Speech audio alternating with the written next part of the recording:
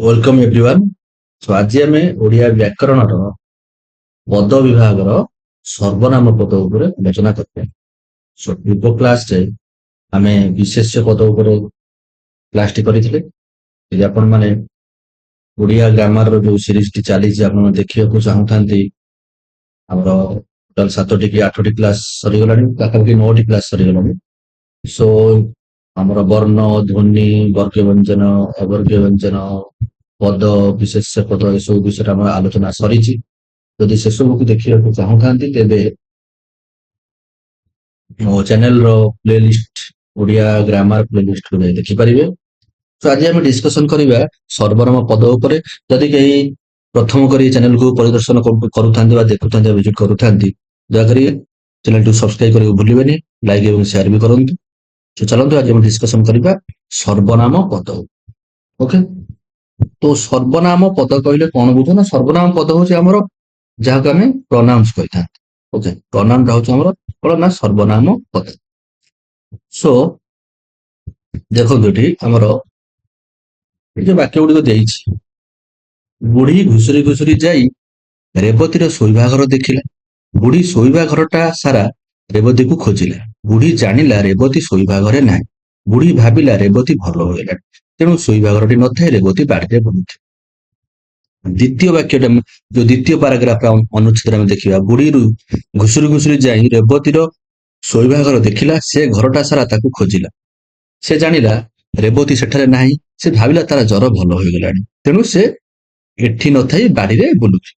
ये जो दुईटी अनुच्छेद प्रथम अनुच्छेद बुढ़ी रेवती ये जो शब्द पद गुड़िक बारंबार यूज हो बारंबार व्यवहार होथिपाई माने कान को भल शुभुनी, जहाँ कहते कौन श्रुति कटु हो शुणा भल शुभुनी, श्रुति कटु हो।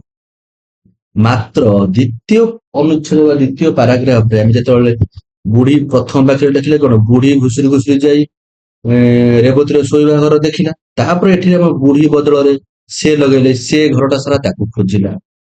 से जानिला रेवती सेठारे नाही। से भाविला तार जर भल होइगलानी। तार माने रेवतीर एटा रेवती को इंडिकेट करूछि, ये सेटा बुढ़ी को इंडिकेट करूछि। तेणु एठी नथाई से बाड़ीरे बुलुथि, एठी रेवती बाड़ीरे बुलुथि। तेणु करी हमर बुढ़ी रेवती बदल रे एठी हम से तार एसबू हमर व्यवहृत होइछि द्वितीय अनुच्छेद। तेणुकर ये जो हमर बुढ़ी रहिला रेवती रहिला ये जो विशेष्य पद बदल रे जो पद व्यवहृत होला जहाँकि हमको शुणा भल लगिला, लिखा एक सठिक उपाय। ओके, तेणुक जो विशेष्य पद बदल जहाँ बसिला, जहाँ जो पद को आम व्यवहार कले वाक्य ताहाको आम सर्वनाम पद कही था। ओके, सो केवल विशेष्य पद नु आम विशेषण किंबा कौन संपूर्ण वाक्य बदल सर्वनाम पद आम व्यवहार कर।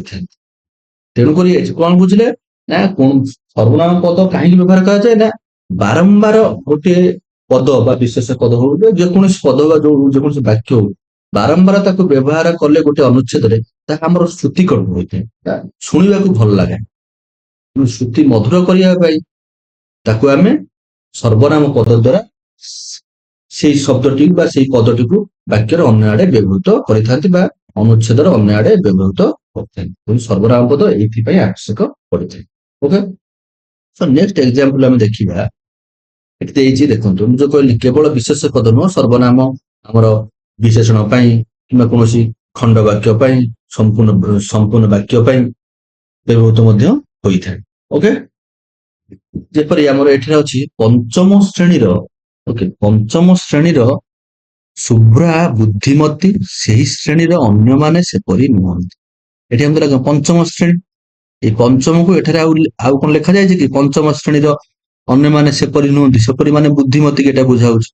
ओके, तेणुक पंचम बदल एठी हम सही लिखा है बुद्धिमती एठी सेपरी व्यवहार कर। बुद्धिमती आमर हो कौन विशेषण गुण को बुझाऊँ, यहाँ हूँ विशेष जो आमर से ही है सेपरी है ये सब आमर सर्वनाम पद।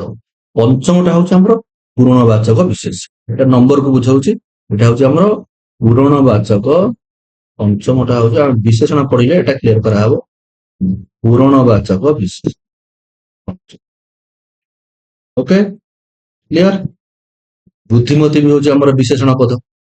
ତେଣୁକରି ମୁଁ କହିକି ଆସିଲି କେବଳ ବିଶେଷ ପଦ ନୁହଁ, ବିଶେଷଣ ହଉ ବାକ୍ୟ ହଉ ତାହାର ପରିବର୍ତ୍ତେ ମଧ୍ୟ ତାକୁ ସୂଚାଇବା ପାଇଁ ମଧ୍ୟ କୌଣସି ଅନୁଚ୍ଛେଦରେ ଆମେ କଣ ସର୍ବନାମ ପଦ ବ୍ୟବହାର କରିପାରିଥାନ୍ତି। ପଞ୍ଚମ ବଦଳରେ ଆମେ ଏଠାରେ ସେଇ ବ୍ୟବହାର କରିଛନ୍ତି, ବୁଦ୍ଧିମତୀ ବଦଳରେ ଆମେ ସେପରି ବ୍ୟବହାର କରିଛନ୍ତି। ବୁଝିପାରିଲେ? ଏଠି ଯେପରି ଆମର ଅଛି ଏଇ ବାକ୍ୟଟି, ଗତ ବର୍ଷ ଛାତ୍ରଛାତ୍ରୀ ବଣଭୋଜି ପାଇଁ ଯାଇଥିଲେ, ମାତ୍ର ଏ ବର୍ଷ ସେମାନେ ତାହା କରନ୍ତି। ଏ ବର୍ଷ ସେମାନେଟା ଆମର ବ୍ୟବହାର କରାଗଲା ଛାତ୍ରଛାତ୍ରୀ ବଣଭୋଜି ପାଇଁ ଯାଇଥିଲେ ଯୋଉ ବାକ୍ୟଟି ପାଇଁ।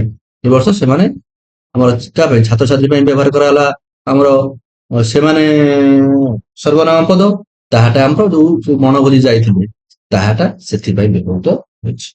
ଓକେ, ଶୁଭକାନ୍ତ ମିଛ କୁହେ ନାହିଁ ଏହା ସମସ୍ତେ ଜାଣନ୍ତି।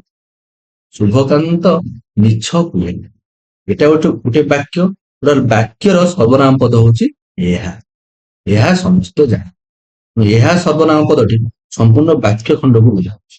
ସେପରି ରଘୁଟା ଏକ ସିଙ୍ଗିଆ ମାତ୍ର ମଧୁଟି ସେମିତି ନୁହେଁ। ଏକ ସିଙ୍ଗିଆ ହଉଛି ଗୋଟେ ଖଣ୍ଡ ବାକ୍ୟ। ଓକେ, ଯୋଉ ସେମିତିଟା ଆମର ଏଇ ଖଣ୍ଡ ବାକ୍ୟର ସର୍ବନାମ ପଦ। ବୁଝିପାରିଲେ?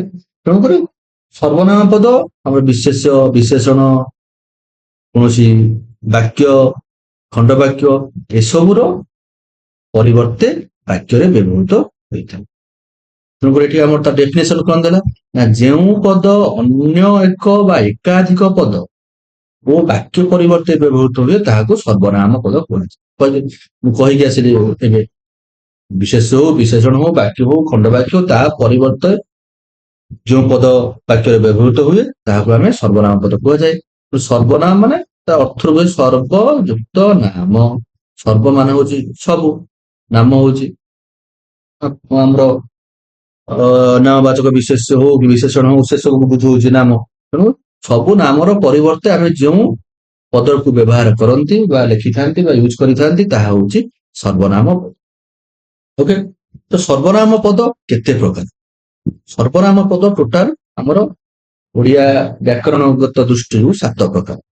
ବ୍ୟକ୍ତିବାଚକ ବା ପୁରୁଷବାଚକ, ନିର୍ଦ୍ଦେଶବାଚକ, ପ୍ରଶ୍ନବାଚକ, ସମ୍ବନ୍ଧକାରକ, ନିର୍ଣ୍ଣାୟକ, ଗୁରୁତ୍ୱ ଆରୋପକ ବା ଆତ୍ମବାଚକ, ସମୁଚ୍ଚୟ। ତେଣୁକରି ଗୋଟି ଗୋଟି କରି ଏ ବିଷୟରେ ଆମେ ଡିସ୍କସନ କରିବା। ସର୍ବନାମ ପଦ ଯୋଉ ଆମର ରହିଲା ବ୍ୟକ୍ତିବାଚକ ସର୍ବନାମ ବା ପୁରୁଷବାଚକ ସର୍ବନାମ। ଯୋଉଟା କୌଣସି ବ୍ୟକ୍ତି ଆମର ତାର ନାମରୁ ଜଣା ପଡୁଛି ଯେ ଯୋଉଟା କୌଣସି ବ୍ୟକ୍ତି ଯେଉଁ ସର୍ବନାମ ପଦ ଯୋଉ କୌଣସି ବ୍ୟକ୍ତି କିମ୍ବା ପୁରୁଷକୁ ସୂଚାଇଥାଏ ତାହାକୁ ଆମେ କଣ ବ୍ୟକ୍ତିବାଚକ ସର୍ବନାମ ବା ପୁରୁଷବାଚକ ସର୍ବନାମ କହିଥାନ୍ତି। ଦେଖନ୍ତୁ ଏଠି ଆମର କଣ ଅଛି ଏକ୍ସାମ୍ପଲ ଅଛି, ମୁଁ କଟକ ଯିବି, ଆମେ କଟକ ଯିବୁ। ଆମର ପୁରୁଷ କହିଲେ 3ଟି ପୁରୁଷ ଅଛି, ପ୍ରଥମ ପୁରୁଷ, ଦ୍ୱିତୀୟ ପୁରୁଷ, ତୃତୀୟ ପୁରୁଷ। ପ୍ରଥମ ପୁରୁଷ ଯିଏ କୁହେ, ଯାହାକୁ କୁହେ ସେ ଦ୍ୱିତୀୟ ପୁରୁଷ, ଯାହା ମାନେ ଯେଉଁ ବିଷୟରେ କୁହାଯାଏ ସେଟା ହେଲା ତୃତୀୟ ପୁରୁଷ। ମୁଁ କଟକ ଯିବି ଏଟା ଆମର ପ୍ରଥମ ପୁରୁଷରେ ଗଲା। ତୁ, ତୁମେ, ଆପଣ, ଆପଣ ମାନେ ଦ୍ୱିତୀୟ ପୁରୁଷ, ସେ, ସେମାନେ ତୃତୀୟ ପୁରୁଷ। ଓକେ, ତେଣୁକରି କଣ ଯେଉଁ ସର୍ବନାମ ପଦ ବ୍ୟକ୍ତି ବିଶେଷ ପରିବର୍ତ୍ତେ ବ୍ୟବହାର କରାଯାଏ ତାହାକୁ ବ୍ୟକ୍ତିବାଚକ ସର୍ବନାମ କୁହାଯାଏ। କହିକି ଆସିଲି ବ୍ୟକ୍ତିବାଚକ ସର୍ବନାମକୁ ଆମେ ପୁରୁଷବାଚକ ସର୍ବନାମ କୁହାଯାଏ।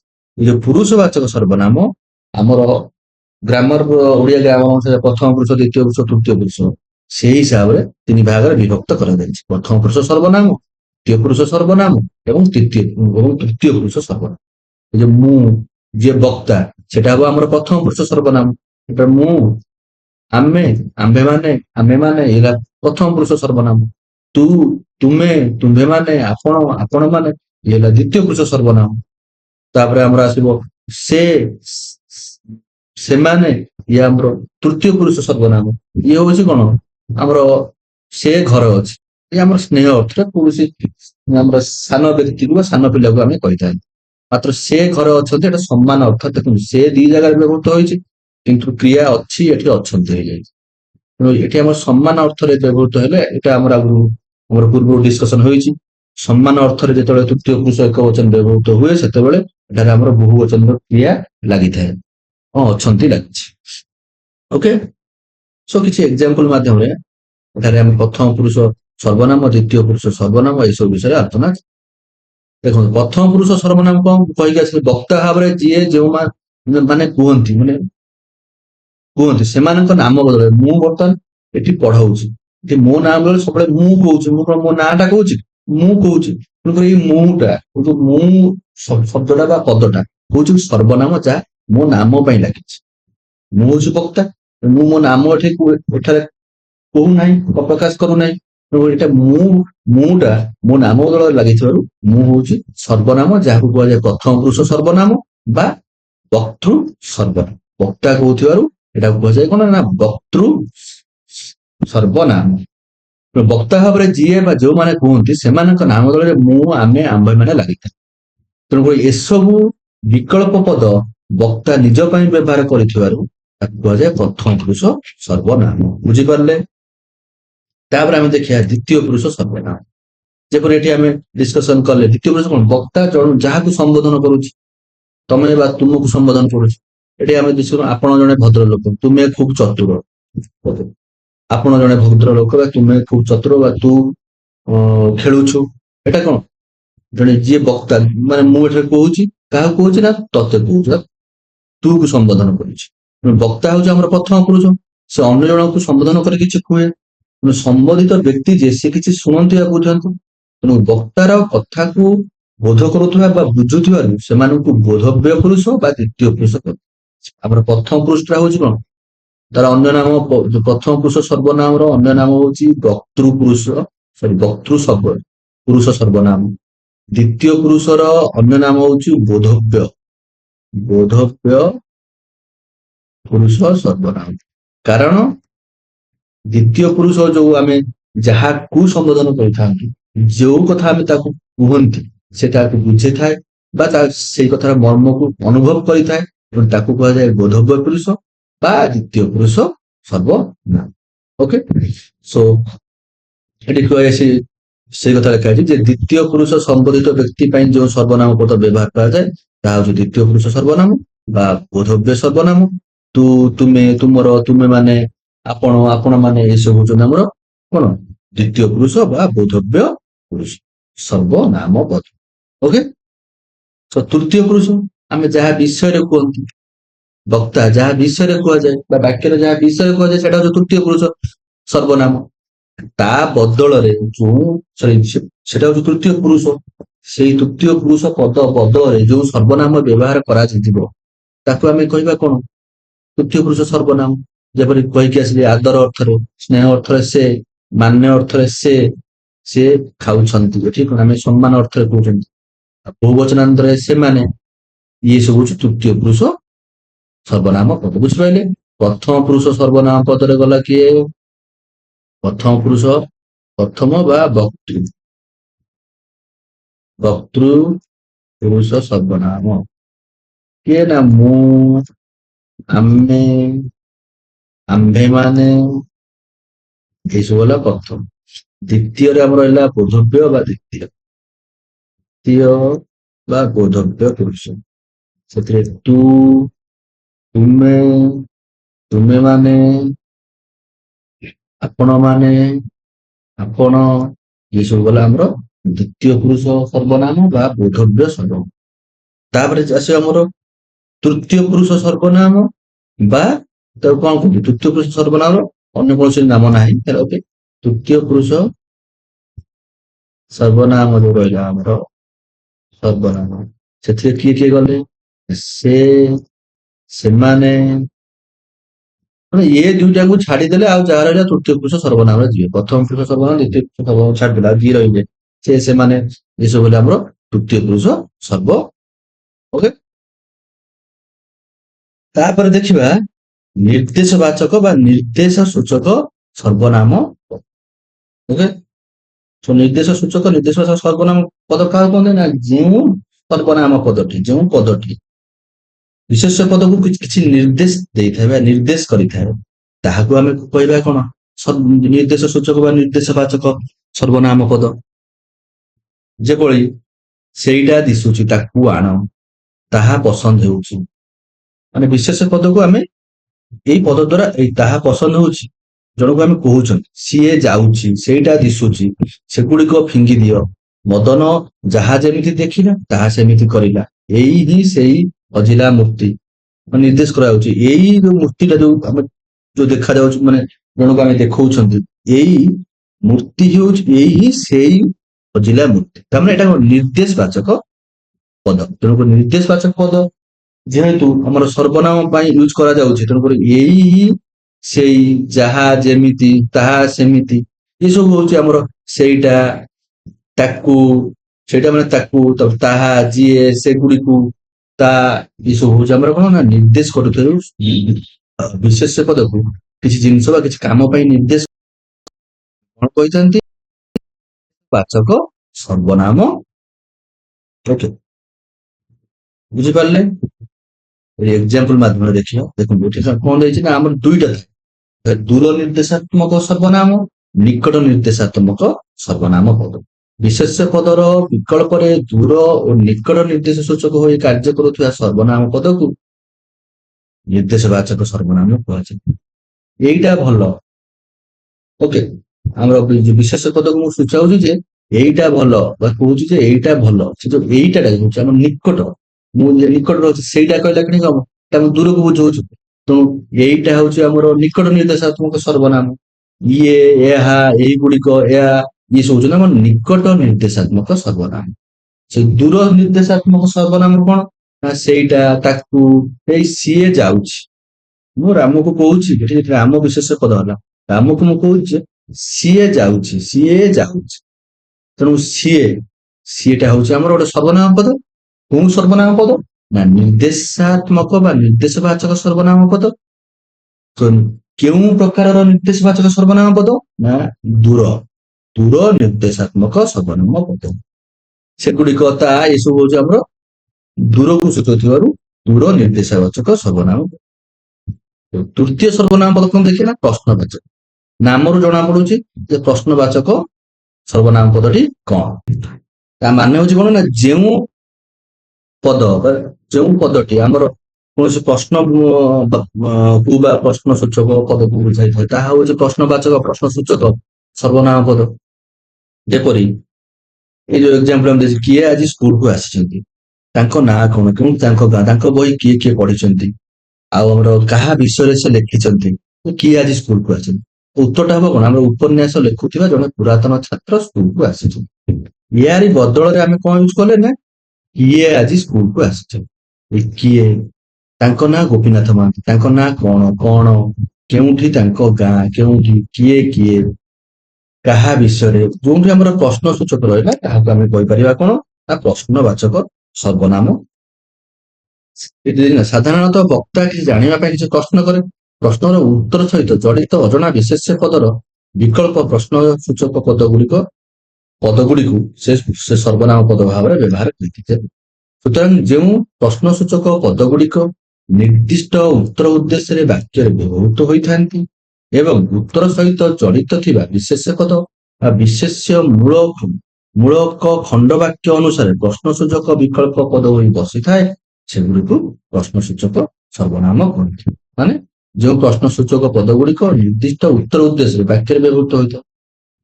ବୁଝିପାରିଲେ? ଯେମିତି ତାର ନାମ କଣ, ତାର ନାମ ଗୋପୀନାଥ ମହାନ୍ତି ଯୋଉ କୁହାଗଲା। ଗୋପୀନାଥ ମହାନ୍ତି ପାଇଁ କଣ ଆମର କଣଟା ୟୁଜ କରାଯାଇଛି, କଣ ସର୍ବନାମ ପଦଟା ଗୋପୀନାଥ ମହାନ୍ତି ପାଇଁ ୟୁଜ କରାଯାଇଛି। ତେଣୁ କଣଟା ହଉଛି ପ୍ରଶ୍ନ ସୂଚକ ସର୍ବନାମ। ଓକେ, ଗୋପୀନାଥ ମହାନ୍ତି ହଉଛି ଆମର ବିଶେଷ୍ୟ ପଦ। ବିଶେଷ୍ୟ ପଦ ଅନୁସାରେ ହିଁ ସେଇ ଯୋଉ ସର୍ବନାମ ପଦଟି ବ୍ୟବହାର କରାଯାଇଛି। ତେଣୁକରି ସେ ସର୍ବନାମ ପଦକୁ ଆମେ କଣ କହନ୍ତି, ଯୋଉଟା ପ୍ରଶ୍ନ ସୂଚକ ସର୍ବନାମ ପଦ। ବୁଝିହେଲା? ତ ନେକ୍ସଟ ଆମର ହଉଛି କଣ ସମ୍ବନ୍ଧ କାରକ ବା ଆପେକ୍ଷିକ ସର୍ବନାମ।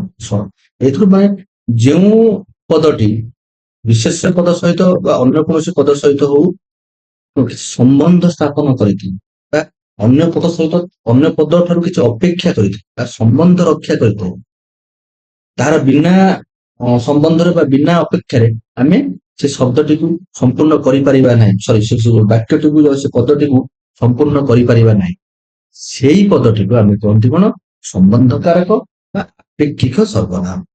ଦେଇଛି ବାକ୍ୟରେ ଭାବ ପ୍ରକାଶ କରିବା ପାଇଁ ଯେଉଁ ସର୍ବନାମ ପଦ ଗୁଡିକ ପରସ୍ପର ମଧ୍ୟରେ ଆପେକ୍ଷିକ ସମ୍ବନ୍ଧ ରକ୍ଷା କରି ବ୍ୟବହୃତ ହୋଇଥାଏ, ସେଇ ପ୍ରକାର ସର୍ବନାମକୁ ସମ୍ବନ୍ଧକାରକ ବା ଆପେକ୍ଷିକ ସର୍ବନାମ ପଦ କୁହାଯାଏ। ଓକେ, ଏକ୍ସାମ୍ପଲ ଦେଖ, ମୁଁ ଦେଇଛି ପ୍ରଧାନ ଶିକ୍ଷକ ଯାହା କହିବେ, କେବଳ ଆମେ ଯାହା କହିବେ ଲେଖି ଛାଡିଦେଲେ ବୁଝିହବ କି? ଅନ୍ୟ ଶିକ୍ଷକ ତାହା କରିବ, ଯାହା ସହିତ ତାହାର ଆମର ସମ୍ବନ୍ଧ ରହୁଛି, ଯାହା ତାହା ପରସ୍ପର ଉପରେ ନିର୍ଭରଶୀଳ ରହୁଛି, ତେଣୁକରି ଏହା ଆମର ସମ୍ବନ୍ଧକାରକ ସର୍ବନାମ ଅଟେ। ଯାହା ଆଉ ତାହା, ଯେତେ ସେତେ, ପିଲାଙ୍କୁ ଯେତେ ପ୍ରଶଂସା କରିବ ସେମାନେ ସେତେ ପାଠ ପଢାରେ ମନ ଦେବେ। ୟାର ଏଇ ଯୋଉ ପଦଟିର ବା ଏଇ ବାକ୍ୟଟିର ଅର୍ଥ କଣ? ପ୍ରଶଂସା କଲେ ସେମାନେ ପାଠରେ ମନ ଦେବେ। ଯେତେ ସହିତ ସେତେର ସମ୍ପର୍କ ରହୁଛି ବା ସମ୍ବନ୍ଧ ରହୁଛି। ଏଟା ନଳିନୀକୁ ଯେଉଁପରି ସେହିପରି, ନଳିନୀକୁ ଯେଉଁପରି କୁହାଗଲା ସେ ସେହିପରି କଲା। ଯେଉଁପରି ସହିତ ସେହିପରିର ସମ୍ବନ୍ଧ ରହୁଥିବାରୁ ଯେଉଁପରି ଆଉ ସେହିପରିକୁ ଆମେ ସମ୍ବନ୍ଧକାରକ ବା ଆପେକ୍ଷିକ ସର୍ବନାମ ପଦ କହିଥାଉ। ତା ମାନେ କଣ ନା, ଏ ଯୋଉ ଆମର ପଦ ଦୁଇଟି ରହିଲା ପରସ୍ପର ନିର୍ଭରଶୀଳ ରହିବେ, ଗୋଟିକୁ ଛାଡି ଅନ୍ୟଟି ବାକ୍ୟରେ ବ୍ୟବହୃତ ହେଲେ ବି ଅର୍ଥ ସୃଷ୍ଟି କରିବାରେ ଗୋଟେ ଭଲ ଅର୍ଥ ବୁଝଉଥିବା ଅର୍ଥ ସୃଷ୍ଟି କରିବା ବିଫଳ ହଉଛି। ପ୍ରଧାନ ଶିକ୍ଷକ ଯାହା କରିବେ, ଯଦି ଆମେ ଅନ୍ୟ ଶିକ୍ଷକ ତାହା କରିବେ ଦେଖିବା ନାହିଁ, ତାହାଟା ୟୁଜ ନ ହବ। ଏହା ଏକ ଅର୍ଥ ବୁଝଉଛି ନା, ନଳିନୀକୁ ଯେଉଁପରି କୁହାଗଲା, କାମ ଶେଷ, ଏତିକି କରିକି ମୁଁ ଛାଡ଼ିଦେବି। ନଳିନୀକୁ ଯେଉଁପରି କୁହାଗଲା, କିଛି ବୁଝାଉନି। ନଳିନୀକୁ ଯେଉଁପରି କୁହାଗଲା ସେ ସେହିପରି କଲା, ଯେଉଁପରି ସେହିପରି ବ୍ୟବହାର ହେଇଗଲା, ବାକ୍ୟଟି ସମ୍ପୂର୍ଣ୍ଣ ଅର୍ଥ ପ୍ରକାଶ କଲା। ତେଣୁକରି ଏଇ ଯେଉଁପରି ସେହିପରି ହେଉଛନ୍ତି ସମ୍ବନ୍ଧକାରକ ବା ଆପେକ୍ଷିକ ସର୍ବନାମ ପଦ। ଆପେକ୍ଷିକ ସର୍ବନାମ ପଦ ଗୁଡିକ ଆଉ ସବୁ କିଏ କିଏ ରହିଲେ, ଯେପରି ଆମେ କରିପାରିବା ଯାର ତାର। ଓକେ, ଯାର ସହିତ ତାର। ଓକେ, ଜୋର ଜାର ମୁଲକ ତାର, ଏସବୁ ଆପେକ୍ଷିକ ବା ସମ୍ବନ୍ଧକାରକ। ଯେ ସେ, ଯେ ଆଉ ସେ। ଆଉ ରହିଲା ଆମର ଯିଏ ସିଏ, ଯିଏ ସିଏ, ଯେସା ତେସା, ଯେସାକୁ ତେସା କୁହନ୍ତି ସେଇଟା, ଯେସା ତେସା। ଓକେ, ଆଉ ଯେମିତି ସେମିତି, ଯେମିତି ସେମିତି, ଯାର ତାର। ଇଏ ସବୁ ହଉଛନ୍ତି ଆମର କଣ ନା ସମ୍ବନ୍ଧକାରକ ବା ଆପେକ୍ଷିକ ସର୍ବନାମ ପଦ। ଯଦି ଗୋଟାଏ ୟୁଜ ହୋଇଥିବ ତେବେ ଦ୍ୱିତୀୟକୁ ମଧ୍ୟ ବ୍ୟବହାର କରିବାକୁ ବାଧ୍ୟ ହେବ। ନହେଲେ ଯେମିତି କାମ କରିବ, ଯଦି ଆମେ ଏମିତି କହିଦବା ସେମିତି ଫଳ ପାଇବ ଯଦି ନ ଲେଖିବା, ବାକ୍ୟଟି ଅର୍ଥ ବୁଝାଇବ ନାହିଁ। ତେଣୁକରି ଇଏ ମାନେ ଏଇ ଯୋଉ ଆମର ସମ୍ବନ୍ଧକାରକ ବା ଆପେକ୍ଷିକ ସର୍ବନାମ ପଦ ଗୁଡିକ କଣ କଣ ହେଲା, ତାର ଡେଫିନେସନ କଣ ଜାଣି। ଓକେ, ନେକ୍ସଟ ଆମେ ଦେଖିବା କଣ ନା ନିର୍ଣ୍ଣାୟକ ସର୍ବନାମ, ଯିଏକି ଯେଉଁ ସର୍ବନାମ ପଦଟି ଆମର ବିଶେଷ ପଦକୁ କିଛି ବିଶେଷ ପଦ ବିଷୟରେ କିଛି ନିର୍ଣ୍ଣୟ କରିଥାଏ, କିଛି ସୂଚାଇଥାଏ। ଓକେ, କଣ ସୂଚାଇଥାଏ? ଯେପରି ଆମର ଏଠାରେ ଅଛି ସୁର ବୀର ଦୁଇ ସାଙ୍ଗ ଉଭୟ, ଉଭୟଟା ହଉଛି ସର୍ବନାମ ପଦ। ଏଠି ବୀରକୁ କିଛି ଜଣା, ସୁରକୁ କିଛି ଜଣା ନାହିଁ। ଆମର ଏଇ କିଛିଟା ହଉଛି ସର୍ବନାମ ପଦ। ଘରେ ଯେତେ କାମ ପଡେ ସମସ୍ତ ସୁର କରିପାରେ, କିନ୍ତୁ ବୀର କେତେକ କାମ କରିପାରେ। କେତେକ, ସମସ୍ତ, ଯେତେ, କିଛି, ଉଭୟ, ଏସବୁ ହଉଛି ଆମର କଣ ନା ସର୍ବନାମ ପଦ। ଏସବୁ ନିର୍ଣ୍ଣାୟକ ସର୍ବନାମ ପଦରେ ଯିବେ। କେମିତି କଣ, ଇଏ କଣ ସୂଚାଏ? ମୁଁ ପ୍ରଥମେ କହିକି ଆସିଲି ଯେ ଯେଉଁ ପଦଟି ବିଶେଷ ପଦକୁ କିଛି ନିର୍ଣ୍ଣୟ କରୁଥାଏ ବା କିଛି ସୂଚାଇଥାଏ ବିଶେଷ ପଦ ବିଷୟ, ତାହାକୁ ଆମେ କହିପାରିବା ନିର୍ଣ୍ଣାୟକ ସର୍ବନାମ ପଦ। ସୁର ଆଉ ବୀର ଦୁଇ ସାଙ୍ଗ ଉଭୟ, ଉଭୟଟା କଣ? ସେ ଦୁଇ ଜଣଙ୍କର ସଂଖ୍ୟାକୁ ସୂଚାଉଛି, ଉଭୟ ଏକା ସ୍ୱଭାବ। ଯେହେତୁ ଆମର କଣ ନା ବିଶେଷ ପଦର ସଂଖ୍ୟା, ପରିମାଣ, ନିର୍ଦ୍ଦିଷ୍ଟ, ଅନିର୍ଦ୍ଦିଷ୍ଟ, ନିଶ୍ଚିତ, ଅନିଶ୍ଚିତ ଆଦି ବିଷୟକୁ ଧାରଣା ଆଦି ବିଷୟକୁ ସୂଚାଇଥାଏ ବା ନିର୍ଣ୍ଣୟ କରିଥାଏ, ତାହାକୁ ଆମେ କହିଥାନ୍ତି କଣ ନା ନିର୍ଣ୍ଣାୟକ ସର୍ବନାମ ପଦ। ଏଠି ଦେଇଛି ଆମର କିଛି ଆମର ନିର୍ଦ୍ଦିଷ୍ଟ ହଉ, ଅନିର୍ଦ୍ଦିଷ୍ଟ ହଉ, ନିଶ୍ଚିତ ହଉ, ଅନିଶ୍ଚିତ ହଉ, ଯେକୌଣସି ପ୍ରକାରର ଆଉ ଗୋଟେ ଆମର କିଛି ଧାରଣାକୁ ସୂଚାଇଥାଏ ଯେଉଁ ପଦଟି, ସେଇଟା ହଉଛି ଆମର କଣ ନା ନିର୍ଣ୍ଣାୟକ ସର୍ବନାମ ପଦ। ଓକେ, ଏଠି ଆମର ଅଛି କିଛି, କିଛି, ବୀରକୁ କିଛି ଜଣା, ସୁରକୁ କିଛି ଜଣା। ତ ଏଇ ଯୋଉ ସର୍ବନାମ ପଦ କିଛିଟି ବୀର ଆଉ ସୁରର ସମର୍ଥ ବିଷୟରେ, ମାନେ ବୀର ଯୋଉ ସୁରର ସାମର୍ଥ୍ୟ ବିଷୟରେ ଜଣାଉଛି। ଅନିର୍ଦ୍ଦିଷ୍ଟ ଆଉ ଅନିଶ୍ଚିତ ଧାରଣା ଆମକୁ ଦଉଛି। ବୀରକୁ ତାର କିଛି ଜଣା କିଛି ଜଣା ନାହିଁ, ମାନେ ତାର ସେ ସାମର୍ଥ୍ୟ ବିଷୟରେ ଆମକୁ ଅନିର୍ଦ୍ଦିଷ୍ଟ ଓ ଅନିଶ୍ଚିତ ଧାରଣା ଦଉଛି। ତେଣୁକରି ଏହା ହଉଛି ନିର୍ଣ୍ଣାୟକ ସର୍ବନାମ ପଦ। ବୁଝିପାରିଲେ? ତାପରେ ଆମର ଆଉ ଯୋଉ ସବୁ ଅନିର୍ଦ୍ଦିଷ୍ଟ ଆମର ଅଛନ୍ତି, ଯୋଉ ଅନିର୍ଦ୍ଦିଷ୍ଟ ସୂଚକ ସର୍ବନାମ ସବୁ ଅଛନ୍ତି, କିଏ କିଏ ସବୁ ଅଛନ୍ତି ଆମକୁ ରହିଲେ, ଯୋଉ ଯେମିତି ଆମର ଦେଖିଲ ଆମର ଯେତେ କାମ ପଡେ, ଯେତେଟା କଣ, ଯେତେଟା ଆମର ଯୋଉ ନିର୍ଦ୍ଦିଷ୍ଟ ବା ପରିମାଣ ସୂଚକ ସୂଚଉଛି, ଏକ ନିର୍ଦ୍ଦିଷ୍ଟ ଏକ ନିର୍ଦ୍ଦିଷ୍ଟ ପରିମାଣକୁ ସୂଚଉଛି। ଯେତେ ଯେତେ ହେଲା, ସମସ୍ତ ହେଲା, ଏ ସବୁ ନିର୍ଦ୍ଦିଷ୍ଟ ବା ନିଶ୍ଚିତକୁ ସୂଚଉଛି। କିନ୍ତୁ କେତେକ କାମ ହେଲା ବେଳକୁ ଏହା ଅନିଶ୍ଚିତ। ବୀର କିଛି କାମ ବା କେତେକ କାମ କରିବ। ତେଣୁକରି ଆମେ ଏଥିରୁ କଣ ଜାଣିଲେ, ଯେଉଁ ସର୍ବନାମ ପଦ ଦ୍ୱାରା ବିଶେଷ ପଦର ସଂଖ୍ୟା, ପରିମାଣ, ନିର୍ଦ୍ଦିଷ୍ଟ, ଅନିର୍ଦ୍ଦିଷ୍ଟ, ନିଶ୍ଚିତ, ଅନିଶ୍ଚିତ ଆଦି ବିଷୟକ ଧାରଣା ବର୍ଣ୍ଣିତ ହୋଇଥାଏ, ତାହାକୁ ଆମେ କହିଥାନ୍ତି ନିର୍ଣ୍ଣାୟକ ସର୍ବନାମ। ଯେପରି ଏଇ ତିନୋଟି ସେଣ୍ଟେନ୍ସଟିରେ ଉଭୟଟା କଣ ସୁର ବୀରଙ୍କ ଯୋଉ ଆମର ବିଶେଷ ପଦର ସଂଖ୍ୟାକୁ ବୁଝାଇଲା, ଏଠାରେ କିଛିଟା ଆମର ତାଙ୍କର ସାମର୍ଥ୍ୟର କିଛି ଯୋଉ ନିର୍ଦ୍ଦିଷ୍ଟ, ଆମର ଅନିର୍ଦ୍ଦିଷ୍ଟ କିମ୍ବା ଅନିଶ୍ଚିତ କିମ୍ବା ନିଶ୍ଚିତତାକୁ ବୁଝାଇଲା, ଯେତେ ଆଉ ସମସ୍ତ ଏ ପରିମାଣକୁ ବୁଝାଇଲା, କେତେକ ଅନିଶ୍ଚିତ ବା ଅନିର୍ଦ୍ଦିଷ୍ଟ ପରିମାଣକୁ ବୁଝାଇଲା। ତେଣୁକରି ଏଗୁଡ଼ିକ ହଉଛି ଆମର ନିର୍ଣ୍ଣାୟକ ସର୍ବନାମ ପଦ। ସେ ନିର୍ଣ୍ଣାୟକ ସର୍ବନାମ ପଦକୁ ଆମେ ତିନି ପ୍ରକାର ବିଭକ୍ତ କରିପାରିବା। କଣ କଣ ରହିଲା ନା, ନିଶ୍ଚୟବାଚକ କହିକି ଆସିଲୁ, ନିଶ୍ଚୟବାଚକ, ଅନିଶ୍ଚୟବାଚକ, ସମଷ୍ଟିବାଚକ। ଏ ନିଶ୍ଚୟ ମାନେ ପୁରା ପର୍ଟିକୁଲାର ହେଇଗଲା, ଉଭୟ, ଦୁହେଁ, ତିନିଏ, ତାହା, ତାହାହିଁ, ପୁଞ୍ଜାଏ, ପ୍ରତ୍ୟେକ ସୁନିଶ୍ଚୟବାଚକ।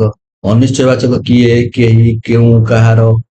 ଅନିଶ୍ଚୟବାଚକ କିଏ ମାନେ ଆମେ ନିଶ୍ଚିତ ନୁହନ୍ତି ନା, କିଏ, କେହି, ସବୁ ଅନିଶ୍ଚୟବାଚକ ସର୍ବନାମ ପଦ। ସମଷ୍ଟିବାଚକ ମାନେ ପୁରା ଟୁଗେଦର କରିକି ଯୋଉ ସମଷ୍ଟି ଯୋଉ ମାନେ ପୁରା ମିଶେଇକି ଯୋଉ ସର୍ବନାମଟା କରାଯାଇଥାଏ। ସକଳ, ସଭିଏ, ସମସ୍ତେ, ସମସ୍ତ, ସବୁଗୁଡ଼ିକୁ, ସବୁ, ସର୍ବେ, ଏଟା ହେଲା ଆମର ସମଷ୍ଟିବାଚକ ସର୍ବନାମ ପଦ। ଓକେ, ତ ଏଥିରୁ ଜାଣିଲେ ନିର୍ଣ୍ଣାୟକ ସର୍ବନାମ କଣ କେମିତି ଆମେ ନିରୂପଣ କରିବା। ନେକ୍ସଟ ଦେଖିବା ଗୁରୁତ୍ୱ ଆରୋପ ବା ଆତ୍ମବାଚକ ସର୍ବନାମ। ଗୁରୁତ୍ୱ ଆରୋପ, ଯେଉଁ ପଦଟି ବିଶେଷ ପଦ ଉପରେ କିଛି ଗୁରୁତ୍ୱ ପ୍ରଦାନ କରିଥାଏ, ବିଶେଷ ପଦକୁ କିଛି ଗୁରୁତ୍ୱ ଦେଇଥାଏ, ତାହା ହଉଛି ଗୁରୁତ୍ୱ ଆରୋପ ସର୍ବନାମ ପଦ। ଗୀତା ଆପେ ଗାଇ ଶିଖେ, ଗୀତା ନିଜେ କହିବ, ବୀଣା ସ୍ୱୟଂ ଏହାକୁ ଲେଖିଛି, ପିଠିରେ ପଡ଼ିଲେ ଶିବା ଛାଏଁ ବୁଝିଯିବ। ତେଣୁକରି ଏଥିରେ ଆପଣ ଦେଖନ୍ତୁ, ଗୀତା ତ ଗାଇ ଶିଖିଲା କହିଥିଲେ ଠିକ ହେଇଯାଏ। ଗୀତା ଆପେ ଗାଇ ଶିଖିଲା କହିଲେ ଗୀତା ଯୋଉ ବିଶେଷ ପଦକୁ, ଏଇ ଯୋଉ ଆପେ ପଦଟି କଣ ତାର ଗୁରୁତ୍ୱ ବଢାଉଛି। ଗୀତା ଆପେ ଗାଇ ଶିଖେ, ସେ ନିଜେ ନିଜେ ସବୁ କାମ କରିପାରେ। ବୁଝିପାରିଲେ? ତେଣୁକରି ଏ ଆପେଟି ହବ କଣ, ଆପେ ଯେହେତୁ ବିଶେଷ ପଦକୁ ଗୁରୁତ୍ୱ ଦେଉଛି, ବିଶେଷ ପଦର ଗୁରୁତ୍ୱ ବଢାଉଛି, ତେଣୁ ଆପେଟି ହବ ଆମର ଗୁରୁତ୍ୱ ଆରୋପ ସର୍ବନାମ ପଦ। ବୀଣା ସ୍ୱୟଂ ଲେଖିଛି, ବୀଣାକୁ ଆଗରୁ ବୋଧେ ଲେଖି ଆସୁନଥିଲା, ସେ ଏବେ ଏହାକୁ ସ୍ୱୟଂ ଲେଖିଛି, ନିଜେ ଲେଖିଛି। ତେଣୁ ଏଇଟା ହବ ଆମର କଣ, ସ୍ୱୟଂଟା ବୀଣାର ଗୁରୁତ୍ୱ ବଢାଉଥିବାରୁ ସ୍ୱୟଂ ହବ ଆମର ଗୁରୁତ୍ୱ ଆରୋପକ ସର୍ବନାମ ପଦ। ବାକ୍ୟରେ ଯେଉଁ ସର୍ବନାମ ପଦ ବିଶେଷ ପଦ ଠାରେ ବା ସମ୍ପୂର୍ଣ୍ଣ ବାକ୍ୟାର୍ଥରେ ଗୁରୁତ୍ୱ ଦେଇଥାଏ, ଗୁରୁତ୍ୱ ପାଇଁ ବ୍ୟବହୃତ ହୁଏ, ତାକୁ କୁହାଯାଏ ଗୁରୁତ୍ୱ ଆରୋପକ ସର୍ବନାମ ପଦ। ଓକେ, ବୁଝିପାରିଲେ? ଆଉ କିଛି ଏକ୍ସାମ୍ପଲ ଦେଇକି ଆମେ ବୁଝିବା ଯେ ଆମେ ଯେମିତି ଏଠି ଆମର ପୂର୍ବ ସ୍ଲାଇଡ୍ ଆମେ ଗୁରୁତ୍ୱ ଆରୋପକ ସର୍ବନାମ ବୁଝିଲୁ, ଯେ ବାକ୍ୟରେ ଯୋଉ ସର୍ବନାମଟା ଆମର ବିଶେଷ ପଦର ବା ବାକ୍ୟର ଗୁରୁତ୍ୱ ବଢାଇଥାଏ ବ୍ୟବହାର ହେଲା ପରେ, ତାହାକୁ ଆମେ କହିଥାନ୍ତି କଣ ନା ଗୁରୁତ୍ୱ ଆରୋପକ ସର୍ବନାମ ପଦ। ଏଠି ଆମର ଗୀତା ନିଜେ କହିଲା, ସପୋଜ ଗୀତା ଗୋଟେ ଛୋଟ ପିଲାଟି, ସେ କଥା କହି ଶିଖିନଥିଲା, ସେ ନିଜେ କହିଲା। ତାର କଣ, ଯୋଉ ନିଜେଟା ସେ ଛୋଟ ଛୁଆଟିର ଯୋଉ ବିଶେଷ ପଦର ତାର ଗୁରୁତ୍ୱ ବଢାଉଛି। ବୁଝିପାରିଲେ? ତେଣୁକରି ଏଗୁଡ଼ିକୁ କୁହାଯାଏ ଗୁରୁତ୍ୱ ଆରୋପକ ସର୍ବନାମ ପଦ। ସେଇଭଳି ଏଇ ସବୁ ଜିନିଷ ବେଳେ ବେଳେ ଆମେ ଏଇ ସବୁ ଯୋଉ ଗୁରୁତ୍ୱ ଆରୋପକ ସର୍ବନାମ ପଦ ଅଛି, ଆପେ, ନିଜେ, ସ୍ୱୟଂ, ଏଗୁଡିକ ବେଳେ ବେଳେ ଆତ୍ମବାଚକ ସର୍ବନାମ ପଦରେ ବ୍ୟବହୃତ ହୁଏ। ସେତେବେଳେ କଣ, ସେତେବେଳେ ସେ ଆତ୍ମ ମାନେ କଣ, ଆତ୍ମୀୟ ସ୍ୱଜନ ଯୋଉ କୁହନ୍ତି, ଆତ୍ମ ମାନେ ଯୋଉ ନିଜର ଯୋଉ ଜିନିଷ ସେଗୁଡା ହଉଛି ଆତ୍ମବାଚକ ପଦ। ନିଜର ଯୋଉ ପଦ ଗୁଡା ନିଜକୁ ବୁଝାते ସେଗୁଡା ଆତ୍ମବାଚକ ପଦ। ତେଣୁକରି ଏଠାରେ ଦେଖନ୍ତୁ, ତୁମେ ନିଜେ ନିଜକୁ ଚିହ୍ନ, ମଧୁ ଆପେ ଆପଣାକୁ ସଂଶୋଧନ କରେ। ଜଗନ୍ନାଥ ସ୍ୱୟଂ ନିଜେ ନିଜର ଦୋଷ ମାନିଲେ। ଆଗନ୍ତୁକ ନିଜେ ଉଠି ସ୍ୱ ପରିଚୟ ଦେଲେ। ସ୍ୱ ମାନେ ନିଜ ପରିଚୟ ଦେଲେ। ଏଠାରେ ଦେଖନ୍ତୁ, ସେଠି ମଧ୍ୟ ଏଇ ଯୋଉ ନିଜେ ହଉ ସ୍ୱୟଂ ହଉ ବ୍ୟବହାର କରାଯାଇଛି।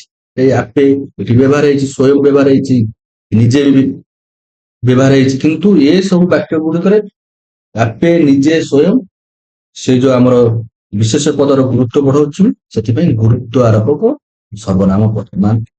ମାତ୍ର ଏ ବାକ୍ୟରେ ଗୁରୁତ୍ୱ ବଢାଉ। ଏଠାରେ କଣ?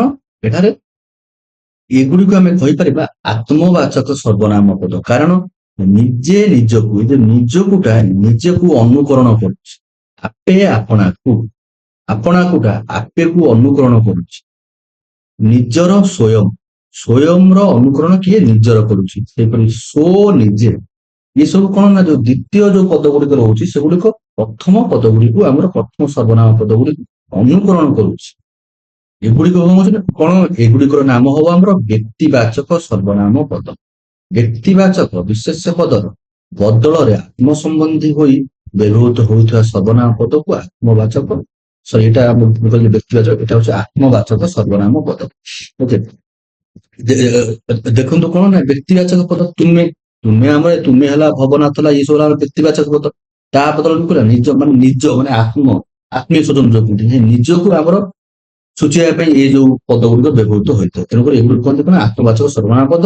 ଏହା କଣ ହେଇଥାଏ ନା ପରସ୍ପର ସହିତ କଣ ଅନୁକରଣ, ନିଜେକୁ, ଆମର ନିଜକୁଟା ନିଜେ ପଦକୁ ଅନୁକରଣ କରୁଛି। ଏଠି ଆମର ନିଜର ସ୍ୱୟଂକୁ ଅନୁକରଣ କଲା, ଆପଣାକୁ ଆପେ ଆପେକୁ ଅନୁକରଣ କଲା, ସ୍ୱ ନିଜକୁ ଅନୁକରଣ କଲା। ତେଣୁ ଏ ଯୋଉ ସର୍ବନାମ ପଦ ଗୁଡିକ ବ୍ୟବହୃତ ହେଉଛି ଏଠାରେ, ଏଠାରେ କୁହାଯିବ ଆତ୍ମବାଚକ ସର୍ବନାମ ପଦ। କିନ୍ତୁ ଏଇ ପଦ ଗୁଡିକ ଯଦି ବିଶେଷ ପଦକୁ ଗୁରୁତ୍ୱ ପ୍ରଦାନ କରୁଥିବ, ବିଶେଷ ପଦର ଗୁରୁତ୍ୱ ବଢାଉଥିବ, ତାହେଲେ ତାହା ହେଇଯିବ, ସେତେବେଳେ ହେଇଯିବ ଗୁରୁତ୍ୱାରୋପ ଓ ଗୁରୁତ୍ୱବାଚକ ସର୍ବନାମ ପଦ। ଓକେ, ଆତ୍ମବାଚକ ଆଉ ଗୁରୁତ୍ୱବାଚକ ସର୍ବନାମ ପଦ, ଯୋଉ ସର୍ବନାମ ପଦ ମଧ୍ୟରେ ଡିଫରେନ୍ସ କଣ ଜାଣିଲେ? ଯଦି ଆମର ଗୁରୁତ୍ୱ ଦେଲା ଯୋଉ ବିଶେଷ ପଦକୁ ଯୋଉ ସର୍ବନାମ, ତାହା ହଉଛି ଗୁରୁତ୍ୱବାଚକ ସର୍ବନାମ ପଦ। ଆଉ ଯେଉଁଠି ଆତ୍ମ ସମ୍ବନ୍ଧୀ ଭାବରେ ବ୍ୟବହୃତ ହେଲା ଗୋଟିଏ ସର୍ବନାମ ଅନ୍ୟ ସର୍ବନାମକୁ ଫଲୋ କଲା ବା ଅନୁକରଣ କଲା, ସେତେବେଳେ ତାହା ହେଇଯିବ ଆତ୍ମବାଚକ ସର୍ବନାମ ପଦ। ଓକେ, ନେକ୍ସଟ ହେଲା ସମୁଚୟୀ ସର୍ବନାମ ପଦ। ଏଇଟା ହଉଛି ଆମର ଶେଷ ସର୍ବନାମ ପଦ। ସମୁଚୟୀ ସର୍ବନାମ ପଦ କଣ ନା, ଯେଉଁ ସର୍ବନାମ ପଦ ବିଶେଷ ପଦ ପରିବର୍ତ୍ତେ ବ୍ୟବହୃତ ହେବା ସହିତ ମାନେ ଦୁଇଟି ବାକ୍ୟକୁ ସଂଯୋଗ କରିଥାଏ, ତାହା ହଉଛି ସମୁଚୟୀ ସର୍ବନାମ ପଦ। ସର୍ବନାମ ପଦ ତ ବିଶେଷ ପଦ, ବିଶେଷ ପଦ ହଉ, ବିଶେଷଣ ପଦ ହଉ, ବାକ୍ୟ ହଉ, ତା ପଦରେ ବ୍ୟବହୃତ ହୁଏ।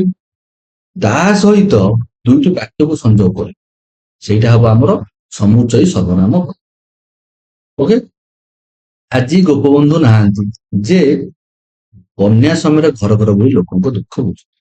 ଆଜି ଗୋପବନ୍ଧୁ ନାହାନ୍ତି ଯେ ବନ୍ୟା ସମୟରେ ଘର ଘର ବୁଲି ଲୋକଙ୍କୁ, ଇଏ ଗୋଟେ ବାକ୍ୟ। ବନ୍ୟା ସମୟରେ ଘର ଘର ବୁଲି ଲୋକଙ୍କ ଦୁଃଖ ବୁଝୁଥିଲେ, ତା ବି ଗୋଟେ ବାକ୍ୟ। ଗୋପବନ୍ଧୁଙ୍କ ପାଇଁ ଆମର କଣ ଯେ ଲାଗିଛି, ଗୋପବନ୍ଧୁ ହଉଛି ବିଶେଷ ପଦ। ଆଜି ଗୋପବନ୍ଧୁ ଆଉ ନାହାନ୍ତି ଯେ ବନ୍ୟା ସମୟରେ ଘର ଘର ବୁଲୁଥିଲେ। ଏମିତି ଲୋକ କେହି ନାହିଁ ଯେ ଜୀବନରେ ଥରେ ମିଛ କହେ। ଏଇ ଯୋଉ ଯେ ସର୍ବନାମ ପଦଟି, ଏଇ ଯେଟା ଆମର ହବ ସମୁଚୟୀ ସର୍ବନାମ ପଦ। ଯେ ସର୍ବନାମ ପଦଟି ଲୋକ ବିଶେଷ ପଦ ପାଇଁ ବ୍ୟବହୃତ ହୋଇଛି। ତେଣୁକରି ଡେଫିନେସନ ଅନୁସାରେ କଣ ହେଲା ନା, ବିଶେଷ ପଦ ଯୋଉ ସର୍ବନାମ ପଦଟି ବିଶେଷ ପଦ ବଦଳରେ ବ୍ୟବହୃତ ହୁଏ। ତେଣୁକରି ଗୋପବନ୍ଧୁ ଲୋକ ବିଶେଷ ପଦ ବଦଳରେ ଆମେ ଯେ ବ୍ୟବହାର କରିଛନ୍ତି ଦୁଇଟି ବାକ୍ୟରେ, ଏବଂ ଏଇ ଯୋଉ ଏବଂ ଦୁଇ ଖଣ୍ଡ ବାକ୍ୟକୁ କଣ କରିଥାଏ ନା ଜଏଣ୍ଟ କରିଥାଏ ବା ଯୋଗ କରିଥାଏ। ତୁ ଯୋଗ କରିଛି। ଏଠି ଏମିତି ଲୋକ କେହି ନାହିଁ ଜୀବନରେ ଥରେ ତ ମିଛ କହିନି। ଦୁଇଟି ବାକ୍ୟକୁ ଆମର ଏଇ ଯେଟା ଯୋଗ କରିଛି, ଏଠି ଏଇ ଯେଟା ଆମର ଦୁଇଟି ବାକ୍ୟକୁ ଯୋଗ କରିଛି। ତେଣୁକରି ଏକୁ ଆମେ କଣ କହିବା ନା ସମୁଚୟୀ ସର୍ବନାମ ପଦ। ଆଉ କିଛି ସମୁଚୟୀ ସର୍ବନାମ ପଦର ଉଦାହରଣ ଆମେ ଦେଖି ନେବା। ଯେପରି ବହୁତ ଲୋକ ଜଇଁ ମିଳି ଅବଶ୍ୟ ଉପଜୟୀ କଳି, ଏଇ ଜଇଁଟା ହେଲା ସମୁଚୟୀ। ମୋ ଜୀବନ ପଛେ ନଷ୍ଟ ପଡିଥାଉ ଜଗତ ଉଦ୍ଧାର ହଉ, ମୋ ହେଲା ତୁଇ ହେଲା ଭବିତବ୍ୟ ଯାହା ଅବଶ୍ୟ ଘଟିବ, କେ କରିପାରିବ ଆନ। ତେଣୁକରି ଯାହା ହେଲା, କେ ହେଲା, ଏଠି କିଏ, ଜେଣେ ତେଣେ, ଇଏ ସବୁ ହଉଛି ଆମର ସମୁଚୟୀ ସର୍ବନାମ ପଦ। ହେଇଥିଲା ଆଜିର ଆମର ଓଡ଼ିଆ ଗ୍ରାମାରର ସର୍ବନାମ ପଦ ବିଷୟରେ କ୍ଲାସଟି। ଆଶା ଏଇ ଭିଡ଼ିଓଟି ଆପଣଙ୍କୁ ଭଲ ଲାଗିଥିବ। ପ୍ଲିଜ୍ ଡୁ ସେୟାର, ଲାଇକ୍ ଏବଂ subscribe my channel. Thank you.